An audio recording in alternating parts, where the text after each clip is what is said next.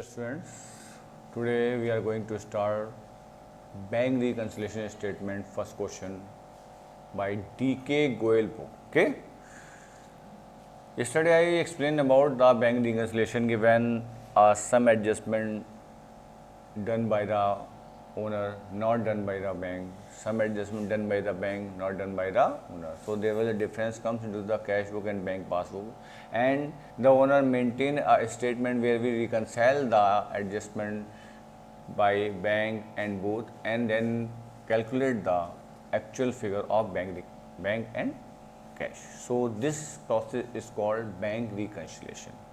क्या कहा मैंने आपसे कि बैंक और व्यापारी जब ट्रांजेक्शन करते हैं तो कुछ ट्रांजेक्शन बैंक कर लेता है, व्यापारी नहीं कर पाता, और कुछ ट्रांजेक्शन व्यापारी कर लेता है, बैंक नहीं कर पाता। तो ऐसी कंडीशन में इन दोनों के बीच में एक डिफरेंस आता है, और इस डिफरेंस को जब हम एडजस्ट करते हैं, जिसे हम रिकनसाइल कहते हैं, तो इस प्रोसेस को हम बैंक रिकन्सिलिएशन स्टेटमेंट कहते हैं। पहला आज मैं आपको समझा रहा हूँ, मैंने आपको ये भी समझाया था कि we will take a particular balance which are given in cash, which are given in bank, and also see that balance is debit balance or credit balance. So in this question, first it is Rimjim Limited. So first we will write here कि as on 31st March 2017 of Mrs. Rimjim. क्या नाम आपका है? रिमझिम। क्या है आपका ये? रिमझिम। ठीक है, पहले कहते हैं कि इसमें देखिए लिखा है the bank column of cash book show a debit balance of.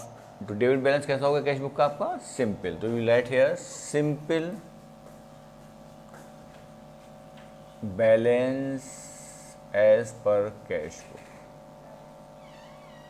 वो आपका हो गया 1,34,000 रुपीज़, सॉरी 1,54,300।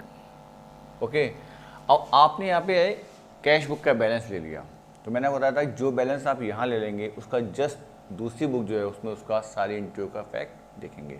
कि जैसे आपने यहाँ पे कैश बुक का बैलेंस ले लिया, अब आप एंट्री को पढ़िए और उस एंट्री का इफेक्ट अपने बैंक में देखिए कि आपकी उस पर्टिकुलर एंट्री से बैंक आपका इंक्रीज़ हो रहा है या बैंक आपका डिक्रीज़ हो रहा है। मैं और कोई आपको एडजस्टमेंट नहीं बताऊँगा, कोई एडजस्टमेंट याद मत कीजिए, आप सिर्फ ये दो बातें याद कीजिए कि उस पर्टिकुलर एडजस्टमेंट से आपका बैंक इंक्रीज़ हो रहा है या बैंक डिक्रीज़ हो रहा है। क्यों? क्योंकि हमने यहाँ पे कैश बुक का बैलेंस लिया है। जब हमने कैश बुक का बैलेंस लिया है तो हम क्या देखेंगे? बैंक में देखेंगे। अगर बैंक का बैलेंस लिया होता तो हम कहाँ देखते हैं? कैश बुक में देखते हैं। तो पहले हम क्या लिया? हमने कैश बुक का बैलेंस लिया है, और हम सब बातें कहाँ देखेंगे? अपनी बैंक में। कि आप एंट्री को रीड कीजिए, देखिए उस एंट्री का इफेक्ट बैंक में क्या हुआ है। उस एंट्री से बैंक आपकी बैंक पासबुक इंक्रीज़ हो रही है तो आप यहाँ पे ऐड कर दीजिएगा। उस एंट्री से बैंक की पासबुक लेस हो रही है तो आप उसको डिक्रीज़ कर दीजिएगा। इसके अलावा कोई रूल याद मत कीजिए। Is it clear? देखिए मैं आपको समझाता हूँ, बहुत ध्यान से देखिए। फर्स्ट पॉइंट में आपका है कि cheque deposit but not yet credited by bank. आपने चेक बैंक में जमा किए लेकिन अभी तक बैंक में चेक जमा नहीं हुए। तो जब बैंक में चेक जमा नहीं हुए तो बैंक कैसा है?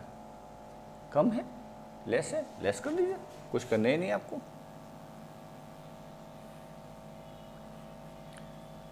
Check send to bank for collection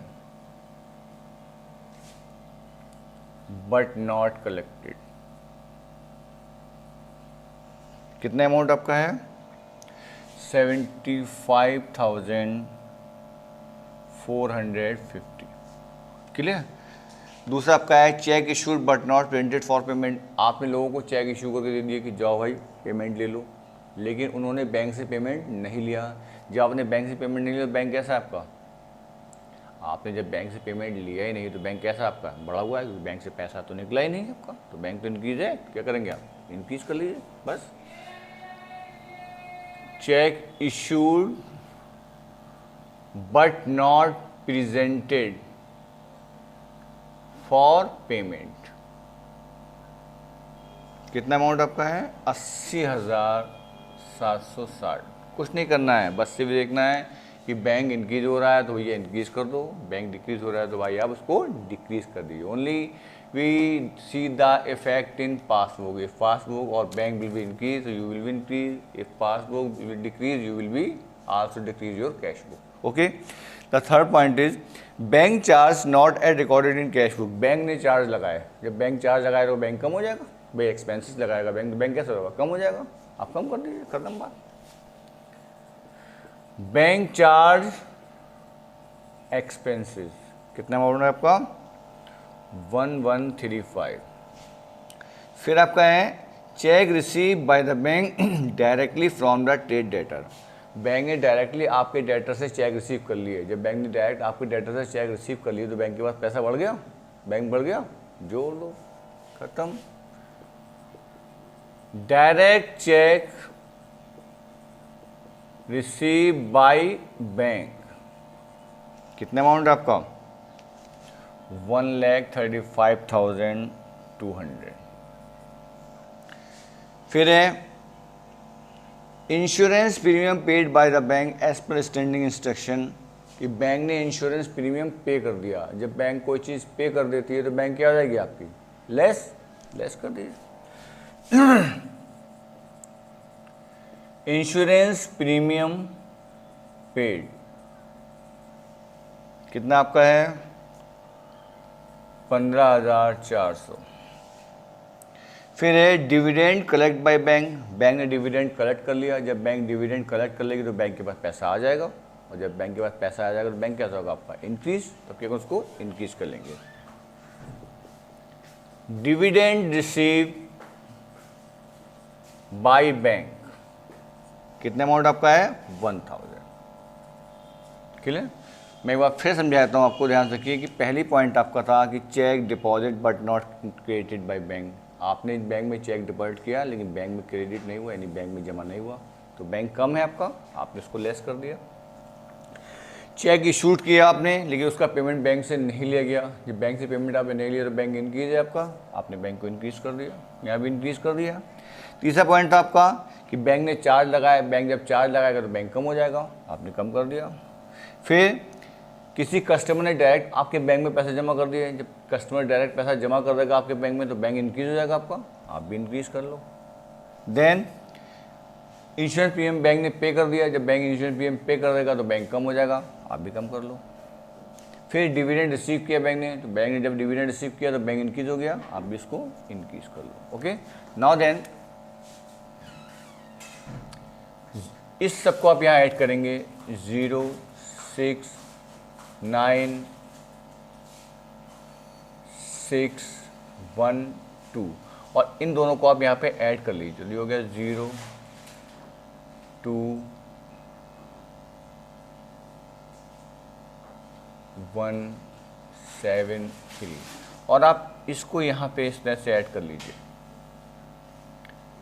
5,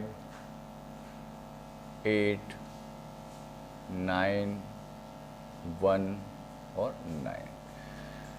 अब इसमें से इसको आप लेस करेंगे तो ये होगा आपका 5,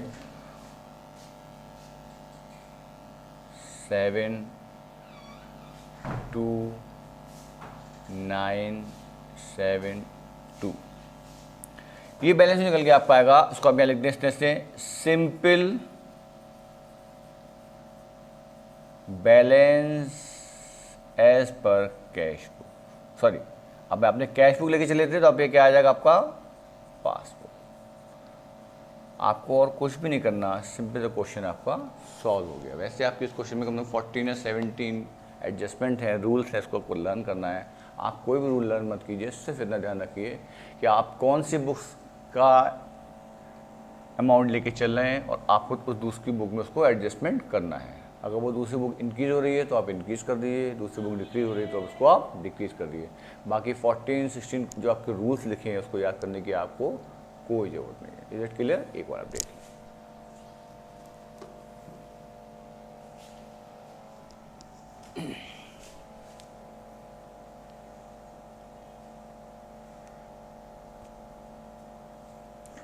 ये क्वेश्चन फर्स्ट है आपका, question number first, okay, D.K. Goyal का। D.K.